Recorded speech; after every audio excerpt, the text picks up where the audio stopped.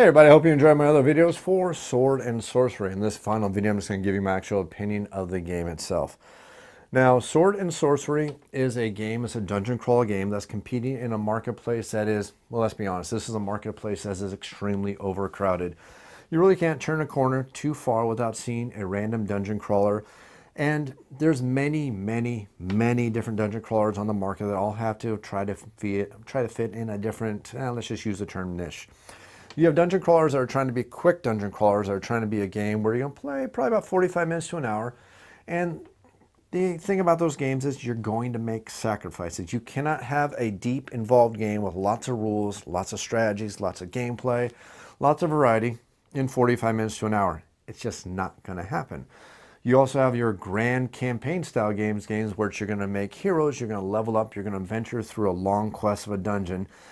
And those are going to be games that have lots of rules and lots of things in them, like Swords and Sorcery, but those are not going to be quick playing games. And you're also going to have games that also fall in between those broad spectrums and those little far extremes of how games are going to be for when you're talking about these dungeon crawl style games. I mean, you can mention some games that are overly simplistic. Let's look at a game from the early 80s, Hero Quest. If you ever played Hero Quest, it's a very simplistic game. It's got a nice little storyline to it, but the mechanics for the game are super duper simple. I mean, you can pretty much play Hero Quest with an 8-year-old, and the 8-year-old's going to understand how to play the game in probably about 10 minutes. Then you can look at more complex games like Sword and Sorcery, which is going to be a game that is going to be a lot of complexity, lots of rules, and lots of stuff going into this game that's going to make the game a lot more than just your typical average adventure game. And why I mention that is because let's just look at Sword and Sorcery itself. Now, before we go anywhere, I need to bring up this point, because if this is something you can't accept, you're not going to be able to put Sword and Sorcery on the table. You're not going to be able to have fun with Sword and Sorcery because if you can't bring it out of the box, you can't put it on the table. It's basically a giant dust collector. Now, the rule book for Sword and Sorcery, it's a good rule book. Don't get me wrong, but this is not exactly what you're going to call a small, simple rule book. The rule book itself has 54 pages, and it needs those 54 pages. This is a game that has lots of complexity to it, lots of different rules to it, and lots of things that come out. Now, the cool thing, and the very cool thing, and gosh, if only more publishers would ever do this, is there is this nice handy-dandy sheet that comes with the game.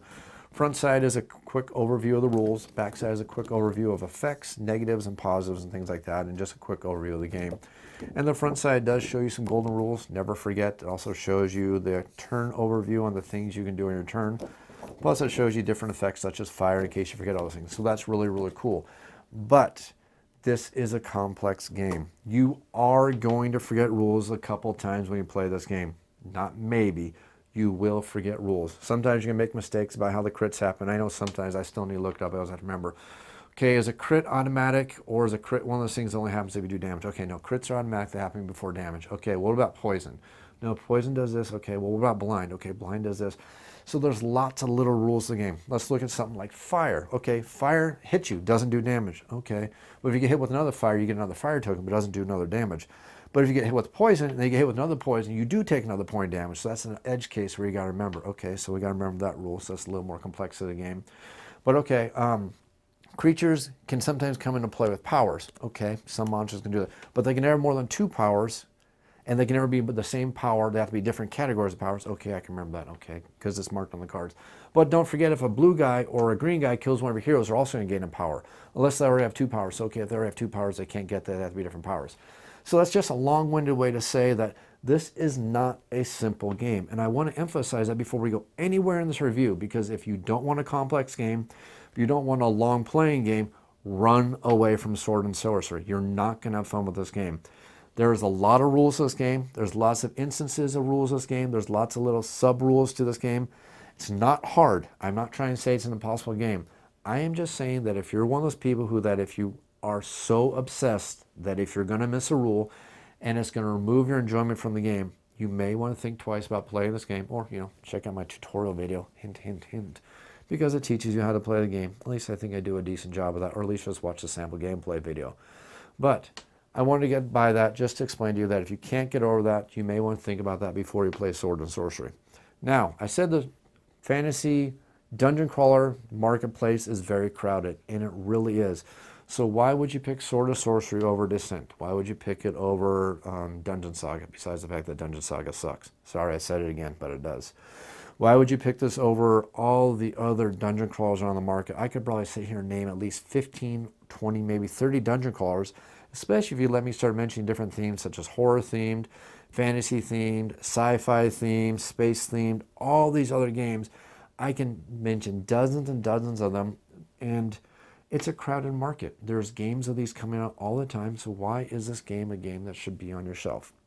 A couple reasons. This game should be on your shelf for the way that our heroes level up. This is something that you do not always get in a lot of adventure games, especially these dungeon crawler games.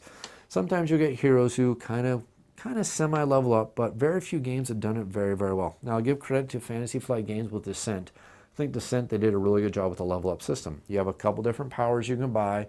You're never going to see every single power for every hero, and it kind of makes it so you have to make decisions as you're leveling up your heroes. Sword and Sorcery does the same thing. You have the stack of all these powers, and now granted these are the powers for all 5 of your heroes, but you are never going to see all of these powers. And these powers are different. Every single hero plays differently. The cleric plays like a cleric, unless you play his chaotic version, which is a rune caster, which plays differently than the cleric. He's more of an aggressive character, so he plays differently. So even though you have 5 heroes only in this game, you technically have 10 heroes because every one of them plays just a little bit differently. The law heroes can only access law powers and neutral powers. The chaos heroes can only access chaos powers and the neutral powers. So again, every one of these heroes is going to play differently. And if you want, you can throw in the advanced rule where you can mix up a law party with a chaos party. And it does add to the variety and the fun of the game and gives you reasons to play the game over and over again. And you're going to need those reasons to play this game over and over again, because now we get to the biggest negative I have about this game. In the very base box, and this is something I've harped on with other games before, and if I let this game slide by, I would be a hypocrite, and I'm not going to be a hypocrite. My biggest contention with this game, and I don't want to be giving away too many spoilers, so I'm going to fold this so you can't see, but okay. Not showing you the map. See that Roman numeral up there? That's a 7. That's how many adventures are in this box. Now, I will give Ares and Gremlin Project a little bit of slide on this because this is part 1 of 2. I'll also give them a little bit of slide on this because this base box you can get for probably about $65 or $70. I am not going to give them a slide for only including 7 adventures in the base box. That is a major, major oversight, especially since making adventures are the easiest thing you can do in any single RPG. You can recycle monsters, you can recycle tiles, even nice double-sided tiles, and yeah, these are good quality tiles with lots of cool artwork on them. You can recycle all of these bits to give us more adventurers. 7 is so woefully inadequate in a box game in this day and age. Descent from Fantasy Flight Games. 20 adventures in the box for an $80 game. Even Dungeon Saga, a game that I harped on how much I disliked that game and how much I thought that was woefully inadequate in so many ways, has at least 10 adventures in the box. Granted, it's a $100 game versus 65 or 70. The point still stands at 7 adventures woefully inadequate. Now, you could counter that by saying that you can replay the campaign. You can go through as a law heroes, replay the campaign as chaos heroes, and yeah, I'm going to give you a little bit of spoil here. There are some differences. There are some decisions the party is going to make that will cause some subtle differences. Now, it's not so different such as the fact that you're going to skip entire adventures. You're still going to go through 7 adventures. I'm trying to avoid going on spoiler territory here. Yeah, I don't think I'm spoiling too much. But you're still going to, again, trying to avoid spoilers here. You're still going to have some different choices based on what you're going to do, but it's not going to make the game terribly different. You're still going to pretty much tell the same story. So while you may have some incentive to play twice, you're still playing through the same campaign twice, just with slightly different stories. Okay, spoiler. If you don't want to hear spoiler, quickly mute or something like that. I'll hold up my hand until the spoiler's done. Okay, you ready? So, there's going to be a decision you're going to make in one of the adventures, which is going to affect one of the future adventures. How you make that decision is going to be based on the layout of your party. Spoiler's done. Okay, so that's one little bit of a spoiler, so you do know there's some variety in the adventure, but still, 7 is woefully, woefully inadequate, and I have to say it's a major, major negative towards this game. I don't ever want to bring home a game and know that there's only 7 adventures. I think that's a major failing, especially as easy as to write adventures. Now, some of you may say, no, it's hard writing adventures. That's really hard. You got to do blah, blah, blah. You got to do all this balancing. You don't. I actually sat down just to test myself and made an adventure. It took me 15 minutes to make an adventure. Granted, I've been playing Dungeons & Dragons for 20-some years, so I can kind of do it. But it's not that hard. You can basically look at how many monsters are in each average adventure, how many space tiles go on each average adventure, and I can literally write probably about 4 adventures in an hour and add it into the book. And granted, I may have to write story, which may have to go a little bit of extra time. It's a major oversight. So that's the big negative I have about the game. I do have some positives to go back, so we can end this up on at least a positive standpoint. They did a great job including lots of miniatures. All these miniatures are really good quality. They're the harder plastic, although you may get some of the droopy staff syndrome with some of these guys. Hot water trick fixes it quite easily. It's not that big a deal. There are a lot of details on these guys. Now, I probably equate these guys to maybe a smidgen better than Fantasy Flight games. And the reason why I say this is because Fantasy Flight likes to use their substandard size miniatures. You don't see too many giant ones. But these heroes feel a little bit bigger. The villains feel a little bit bigger. You can see that they're pretty darn decent size. So I put them just ever so slightly above the quality of Fantasy Flight games. So that's good. Not quite Games Workshop, but these days who is? Games Workshop is just putting out absolutely amazing things. So, good quality miniatures, but let's get to the thing that I think is really super awesome about this game. Okay, there's 2 things, but let's cover the first one first. The artificial intelligence of this game is really, really awesome, and this is the biggest selling point of this game. Okay, the campaign system is cool. I like the Book of Secrets. I like how it kind of keeps a little bit of surprise. Of course, the surprise is gone the second time you play through the adventure, but, you know, it's kind of cool to see the different stories. But the biggest selling point for me for this game is the artificial intelligence for these monsters. Now, if you played games like Shadows of Brimstone, where the monsters can feel like dumb, they just basically walk up and bonk, bonk, bonk on you for a little bit, and then you basically blow them away, and they just basically try to overwhelm you by swarming you. That is not the case in this game. This AI is out to kill you, and thanks to these little subroutines and all these artificial intelligences, they will fight intelligently. And I think you even see in my playthrough video where one of the gremlins actually did a very smart move just because of the way the AI worked. And to me, that is really awesome. That adds a lot to the game, adds a lot to the variety of the game, and adds to the replay of the game, and makes the game a challenge. Now, the challenge in this game can be kind of like a roller coaster. I'm not going to lie to you about that. There are going to be some times where you're going to get some really lucky draws on the encounter cards, some really lucky draws on the enemy powers, and sometimes you get some lucky draws on the enemies. Oof, that wasn't a lucky draw. I hate those red gremlins. But sometimes the cards are not going to be in your favor, and you are going to have heroes who are going to be one-shotted. It can happen, especially when you play this game as a 5-player game.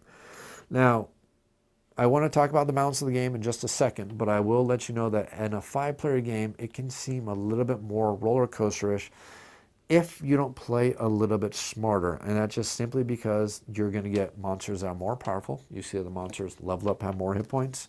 They're going to have more abilities, and you're also going to have more monsters on the board, which is going to have a tendency to make it a little more swingier with the encounters. You're going to see a counter card that'll pop up that says activate 3 enemies. Well, in a 2 and a 3-player game, it's pretty darn rare to see more than 2 enemies on the board. Yeah, it may happen in the grand battles, but most of the time it's going to be about 2 enemies, so it's not going to be that big of a deal. When you get to the more player counts, you're going to end up activating those 3 enemies, and those enemies are going to come by, and their AI is going to make them pick on one hero. And 1 lucky crit, 2 lucky crits, or just a couple lucky dice rolls, you're going to see your heroes die. So again, the challenge can be kind of a roller coaster. You're going to have your big swings where you go, oh my God, we're going to die on the dice roll, Okay, it's super easy, super easy. Oh my God, it's going to come to 1 dice roll. Okay, super easy.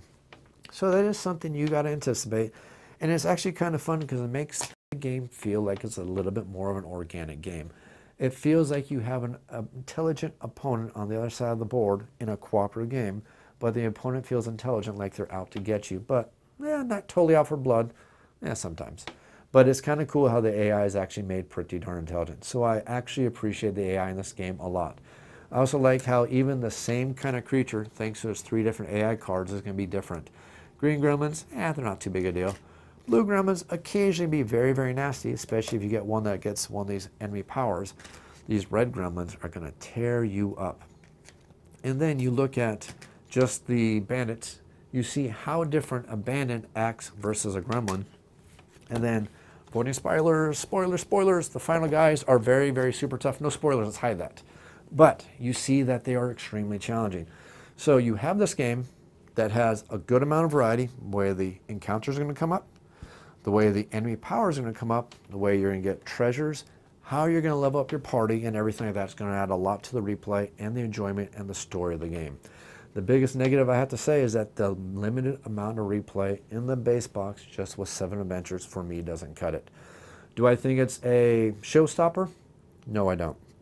Do I think it's a failing of the company? Yes, I do. Now, I know some of you are going to yell at the screen right now and tell me that how when you got this game on Kickstarter, how it was a fantastic deal, how you probably ended up getting 16, 15, 16? Somebody's going to have to quote me. 15 or 16 adventures in the box when you backed it as a Kickstarter. That's great for you. This game is now in retail. We can't go back, travel back in time and kickstart this game. That was a failing on their part. There should have been more adventures. Lots of good things about this game. I love the hint guide. I love the rule book. This rule book is so full of examples. I mean, if you look at it, tons of examples. Tons of examples. Every single page has examples, examples, examples, examples. You're going to know how to play this game after reading this rule book or checking out that video on how to play, but you're going to have to understand that you're going to occasionally forget rules. You're going to have to be accessing this rule book all the time, at least the first couple times you play the game. You learn that there's a little bit of randomness, but that randomness is cool because it adds to the replay of the game, the way the enemies are going to spawn every time, and how the game is going to change up, and how you will want to play this game a second time. If you play through as Law, go back and play through as Chaos. This can be very cool. Now, before we close, I'm going to add in one more thing that makes me like this game a lot. If you ever watch my review for some other dungeon crawling games, I hate how some dungeon crawling games make death feel like it's, oh, death has no sting. In this game, that is definitely not the case. Death has a sting in this game. It's something you definitely want to avoid, and it plays great as a cooperative game, out to get you, and I think this game is definitely a double thumbs up. Hope you enjoyed this video. I hope you enjoyed this video series. Check out Sword Sorcery if you're looking for a good dungeon crawler that's cooperative, that's going to be challenging, it's going to challenge your players. The only thing you got to watch out for is the lack of adventures. This game is going to take a long time to play. It's not a quick playing game. And I also want to mention before I forget that 2-4 players, a little bit more challenging, 3 and 5 players, a little bit less challenging, but beyond that, everything else is done very well. Hope you enjoyed this video. Hope you enjoyed this video series. As always, thanks for watching.